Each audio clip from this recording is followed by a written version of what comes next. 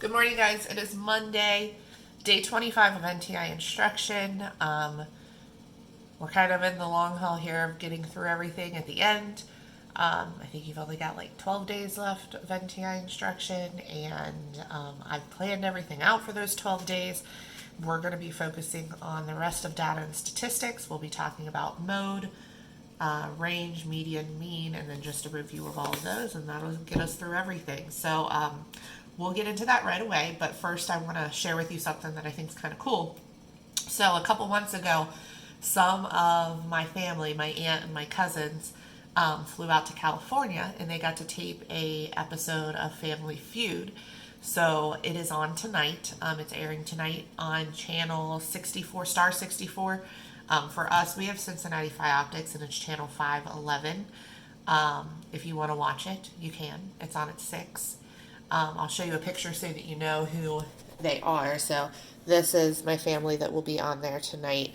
This is my cousin Scott, my cousin Jen, my Aunt Paula. That's Steve Harvey. I'm not related to him. He's the host of the show.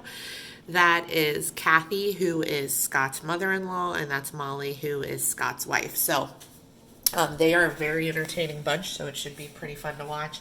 They're obviously all wearing red and black, if you didn't notice, and that's because they are huge UC fans, which you can imagine causes a little bit of turmoil in our family. Scott and Jen are both UC graduates. They both have their bachelor's and their master's from UC. We were supposed to have a really big watch party at their house, but we obviously can't. So we're just having, obviously, my husband and I and the boys are going to watch, and we're having a little snack foods and things for us while we watch it. But they've asked that if anybody's watching it, take a picture of yourself watching it, and you can email it to me.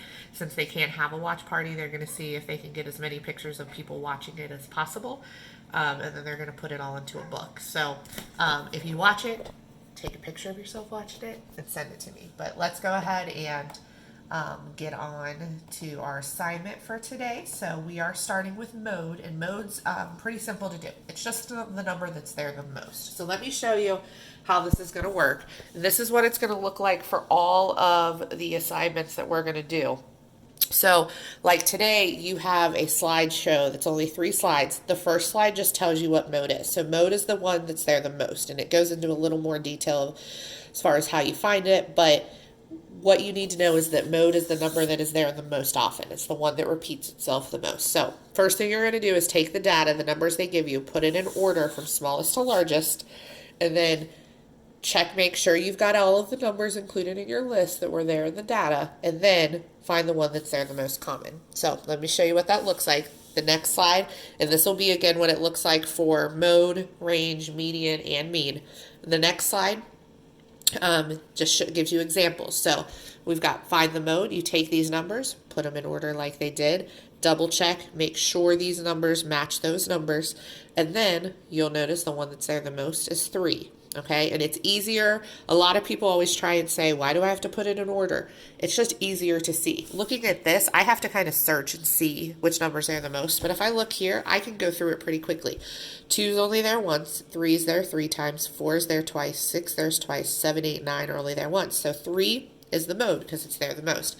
Same thing down here. They took these decimals, put them in order from least to greatest. Check and make sure you've got all of them included. And then if we go through, pretty easy. 0.4 right there is the one that is there the most. 4/10 then is the mode. So your assignment looks like this. And again, this will be what it looks like for mode, range, median, and mean.